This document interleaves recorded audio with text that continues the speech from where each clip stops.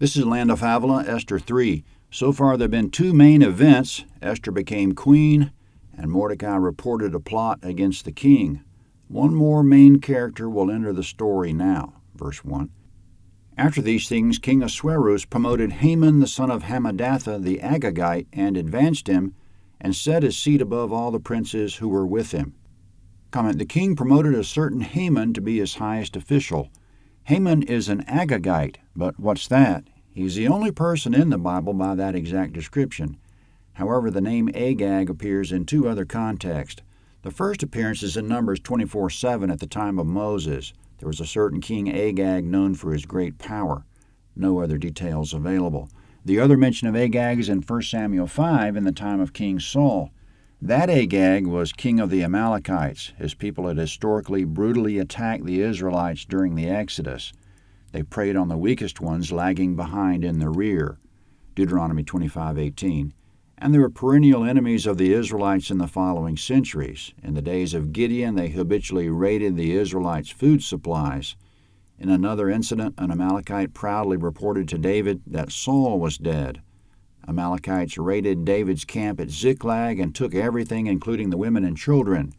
So the Amalekites were famous as destroyers, and Agag was the most famous of the Amalekites. It's appropriate that Haman was an Agagite because he'll emerge in this chapter as a mortal enemy of Israel, like the Amalekites, typified by Agag. Verse 2. All the king's servants who were in the king's gate bowed down and paid homage to Haman, for the king had so commanded concerning him. But Mordecai didn't bow down or pay homage.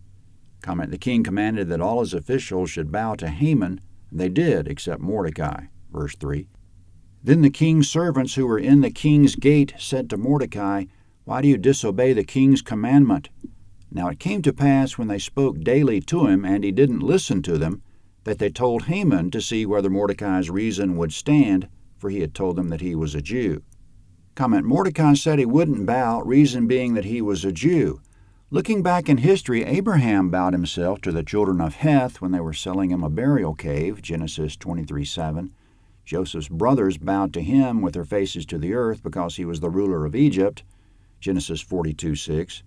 David bowed on his knees with his face to the ground to King Saul, 1 Samuel 24:8. The woman of Tekoa bowed on her knees with her face to the ground to King David, 2 Samuel 14:4.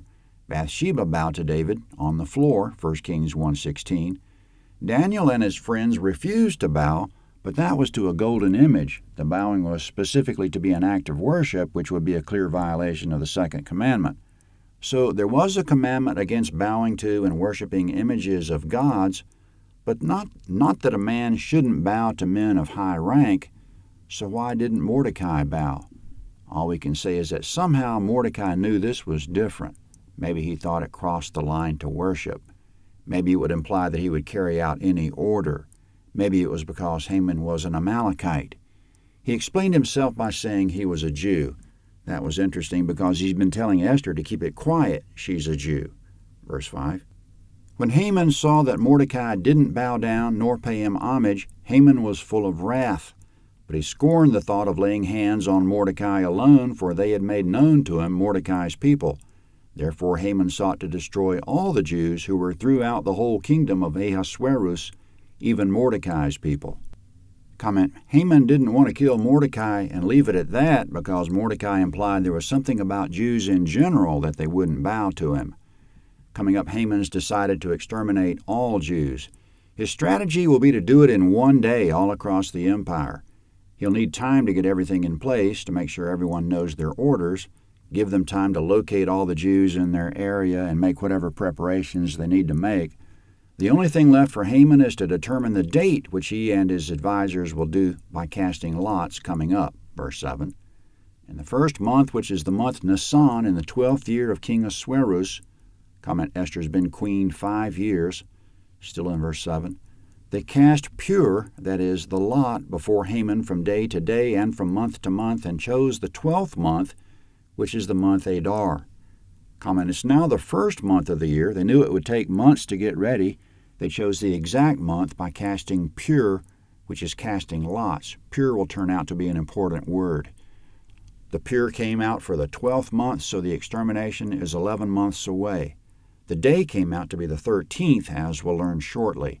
Adar is the name of the 12th month, so Adar 13 is the day to remember. Now Haman will get King Ahasuerus on board with it, verse 8. Haman said to King Ahasuerus, "There's a certain people scattered abroad and dispersed among the peoples in all the provinces of your kingdom, and their laws are different than other peoples. They don't keep the king's laws. Therefore it's not for the king's profit to allow them to remain. If it pleases the king, let it be written that they be destroyed, and I'll pay 10,000 talents of silver into the hands of those who are in charge of the king's business to bring it into the king's treasuries." Comment, when Haman kills the Jews, of course he plans to confiscate their wealth also. He's promising the king it'll be at least 10,000 talents of silver. He says he'll donate it to the royal treasury. The NET translation notes point out that the entire kingdom's annual revenues were 14,500 talents of silver at this exact time. They cite the ancient historian Herodotus on that, and it sounds pretty solid because Herodotus lived in this empire at this exact time. Doing the math, 10,000 talents of revenue from confiscating the Jews' wealth will boost total annual revenues by about 70%. That's a lot of money. What does the king think of that? Verse 10. The king took his ring from his hand and gave it to Haman the son of Hammedatha the Agagite, the Jews' enemy. The king said to Haman, "The silver is given to you, the people also, to do with them as it seems good to you." Comment, the king says, do whatever you want with the people and their money. Keep the money if you want. He gave Haman his signet ring. Haman will use it to put the royal seal on the orders. The king has complete faith in Haman. By giving him the ring, he's indicating he won't even read the orders. He'll trust Haman to issue them without review. Verse 12. Then the king's scribes were called in on the first month, on the 13th day of the month, and all that Haman commanded was written to the king's local governors, and to the governors who were over every province, and to the princes of every people, to every province according to its writing, and to every people in their language. It was written in the name of King Ahasuerus, and it was sealed with the king's ring. Letters were sent by couriers into all the king's provinces to destroy, to kill, and to cause to perish all Jews, both young and old, little children and women, in one day, even on the 13th day of the 12th month, which is the month Adar, and to plunder their possessions. A copy of the letter, that the decree should be given out in every province, was published to all the peoples, that they should be ready against that day. The couriers went out in haste by the king's commandment, and the decree was given out in the citadel of Susa. The king and Haman sat down to drink, but the city of Susa was perplexed. Comment, the city of Susa was perplexed, meaning the city was unsettled. There are enough Jews in the city to make a difference in the overall culture of the town. But meanwhile in the palace, the king and Haman are having a drink. Esther 4 is next.